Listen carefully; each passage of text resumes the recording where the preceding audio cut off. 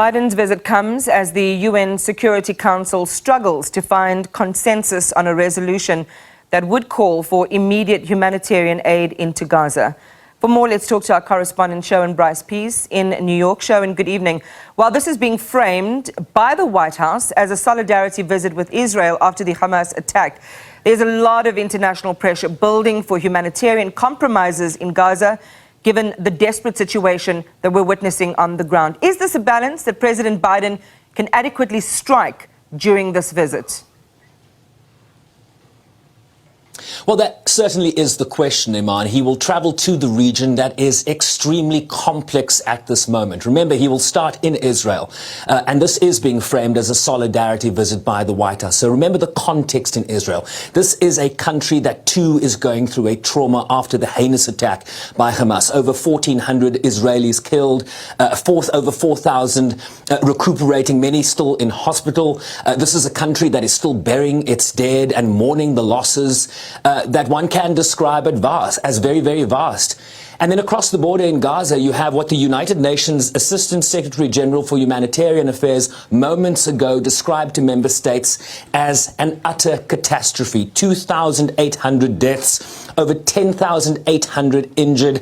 Hundreds of people are said to be trapped under rubble and ruin. And that is the context. This is the fine line that President Biden will walk. His Secretary of State, Antony Blinken, framing it as a solidarity visit for Israel. The need to prevent a spillover and an escalation into a wider regional conflict. The emphasis on the need to release the hostages, some 199 Israelis and foreigners still being held by Hamas in Gaza. Questions about what comes next, right?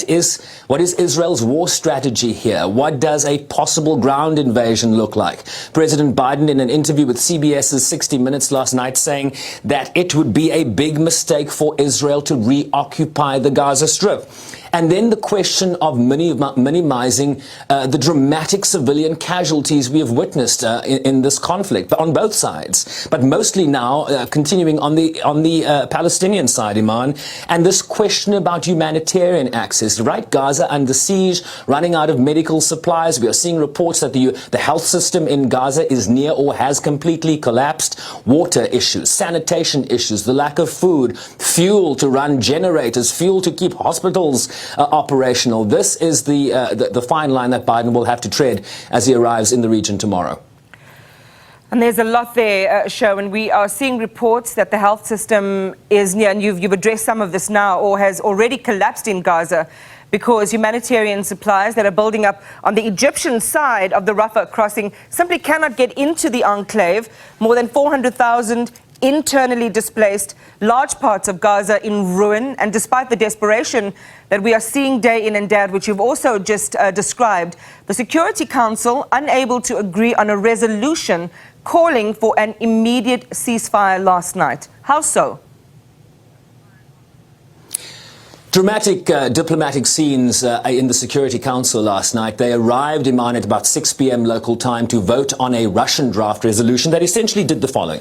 It calls for the immediate, durable and fully respected humanitarian ceasefire, strongly condemns all violence and hostilities directed at civilians and all acts of terrorism. It calls for the secure release of all hostages and the unimpeded provision and distribution of humanitarian access. This did not pass. Russia, China, United Arab Emirates, Gabon and Mozambique voting in favor. The US, UK, France and Japan voting no. The rest of the council abstaining.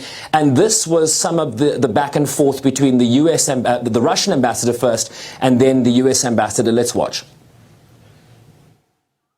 We regret that the Council once again has found itself a hostage to the to the selfish intentions of the Western Bloc of countries. This is the only reason why it was not able to send a clear, strong, and collective message aimed at de-escalation. And we're talking about the most serious explosion of violence over the past decades. Today, the entire world waited with bated breath for the Security Council to take steps in order to put an end to the bloodletting.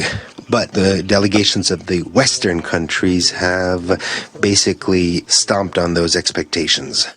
Russia's resolution put forward without any consultations make no mention of Hamas, none.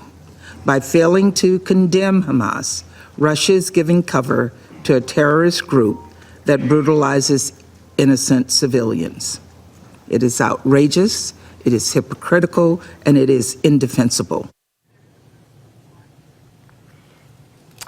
So, Iman, the lack of an explicit mention of Hamas in the Russian text is essentially what prevented some Western nations from voting in favor of this resolution. You need 9 votes in favor of any resolution for it to pass, and of course no vetoes, but the vetoes didn't come into play because Russia only got 5 countries in support.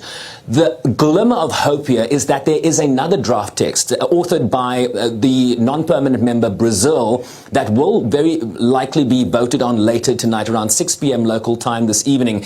And it's a little more nuanced. It rejects and condemns the heinous terrorist attacks by Hamas. So you see in this text it mentions Hamas by name. It calls for the immediate and unconditional release of all civilian hostages. It urges the immediate rescission of the order for civilians and UN staff to evacuate areas in Gaza's north. And it also calls for humanitarian pauses, not a humanitarian ceasefire, but humanitarian pauses to allow for full, rapid and safe and unhindered humanitarian access. Linda Thomas-Greenfield, the U.S. ambassador in that meeting last night, also saying the following: it is critical that civilians have access to essential food, water, medicine and shelter.